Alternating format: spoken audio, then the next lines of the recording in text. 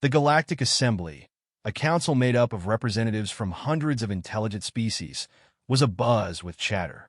Today's session had drawn unprecedented attention. Many species had come to learn more about humanity, the newest member of the galactic community. They were still somewhat of a mystery to the larger galaxy, having only recently ventured beyond their star system. In the Grand Chamber, representatives of various species were seated in their designated spots. Some were reptilian, others amphibious, and still others were energy-based beings that shimmered in place. Each race had its own history, its own culture, and above all, its own sense of superiority. As was typical, the session began with long-winded speeches about progress and cooperation, but soon enough, the time came for the main event, the presentation on humanity. Stepping forward was Ambassador Tessa Leveau, the human representative, flanked by two of her aides. They were met with curious glances and raised antennae. Many of the assembly members hadn't yet interacted with humans directly. Most had heard stories, but that was it, just stories. Ambassador Leveau, the speaker, a six-eyed being from the Lythran Empire, began, "The Council wishes to understand more about your species. Specifically, we have many questions regarding your evolution. It appears your kind has ascended remarkably quickly from primitive to spacefaring. Can you elaborate?" Tessa smiled warmly, unfazed by the skeptical undertone. She knew that many in the assembly doubted humanity's legitimacy as a species worthy of galactic respect.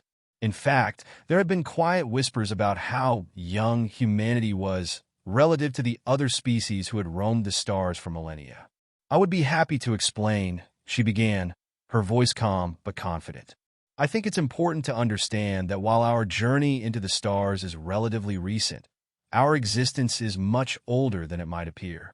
Several members of the council shifted in their seats, clearly intrigued. A small, crustacean-like being leaned forward. "You can't possibly compare your species' development to the elder races of the galaxy. Some of us have been in space for over 1,000,000 cycles."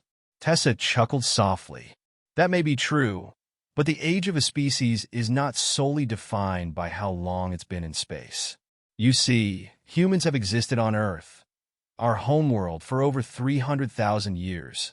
A wave of murmurs swept through the chamber. The assembly was caught off guard. They had expected humanity's history to be measured in tens of thousands of years, not hundreds. "That's quite some time," admitted the Lythran speaker. "But surely for most of that time, you were primitive?" Tessa nodded. "Indeed, we were. Like many species, we started with basic survival, living in tribes, hunting, gathering, learning the very fundamentals of nature. But in the last few thousand years, we've made leaps that even we can hardly comprehend. Our written history goes back only about 5,000 years, but even in that time, we've transitioned from primitive agriculture to complex cities, to industry, and now space travel." One of the more ancient representatives, a being from the Xyrax consortium, raised a tendril. "You claim to have developed so much in a mere few millennia? That is unheard of. Most species evolve steadily over millions of years, reaching technological maturity at a slow, sustainable pace." "That's true for many species," Tessa agreed. "But humanity, we tend to do things differently. In the span of a few hundred years, we've gone from steam engines to artificial intelligence. Our development has been exponential. A massive creature from the Chiraxian delegation boomed. Exponential? That is not how biological evolution works." "You must be exaggerating." Tessa smiled again. "It does sound unlikely, I'll admit. But if you study human history, you'll see that after millennia of relative stagnation, something changed. Once we unlocked the keys to understanding science, the speed at which we advanced took everyone by surprise, ourselves included." One of her aides tapped a holographic display, projecting Earth's timeline into the air. The glowing chart showed humanity's evolutionary tree, from early hominids to the modern day. The sudden spike in technological progress was glaringly obvious. "And how long have you been technologically competent?" asked a Sinithian, its voice a low hiss. "In terms of modern technology," Tessa considered for a moment, "our Industrial Revolution began about 250 years ago.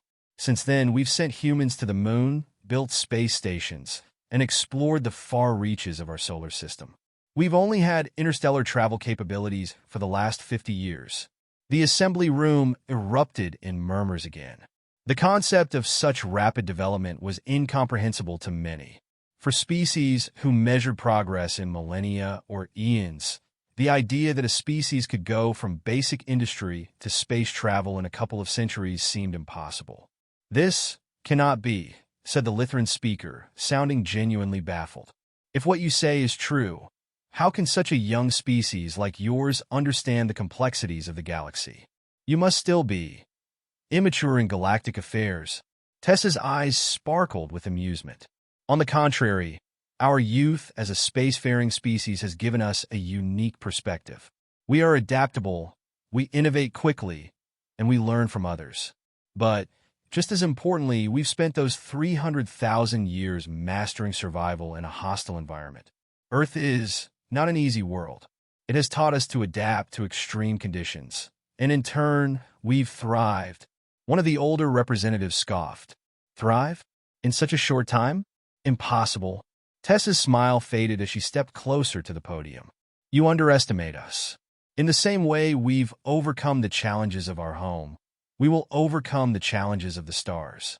Humanity's history may be brief compared to yours, but don't mistake youth for weakness." She let that statement hang in the air, her eyes scanning the assembly.